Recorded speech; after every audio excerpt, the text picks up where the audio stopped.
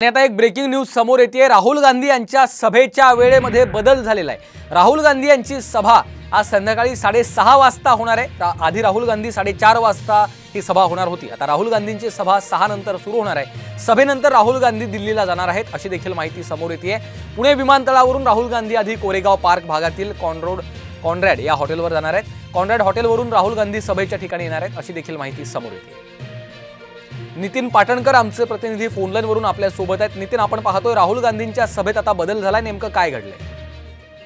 राहुल गांधींच्या सभेच्या वेळेमध्ये बदल झालेला आहे। त्यामागे प्रमुख 2 कारणं आहे। एक तर उन्हाचा प्रचंड तडाखा किंवा मोठ्या प्रमाणात प्रचंड प्रमाणात असलेलं ऊन, आणि त्यानंतर पुण्यातली सभा करून राहुल गांधी पुढे दुसऱ्या एका सभेच्या ठिकाणी जाणार होते, मात्र तो त्यांचा कार्यक्रम रद्द झाल्यानं पुण्यातली सभा उशिरा घेण्याचा निर्णय घेण्यात आलेला आहे। त्यामुळं 4:30 वाजता राहुल गांधी सभेच्या ठिकाणी येणार होते, ते आता 6:30 वाजता सभेच्या ठिकाणी येतील आणि थोडं ऊन कमी झाल्यानंतर राहुल गांधी यांची सभा सुरू होईल।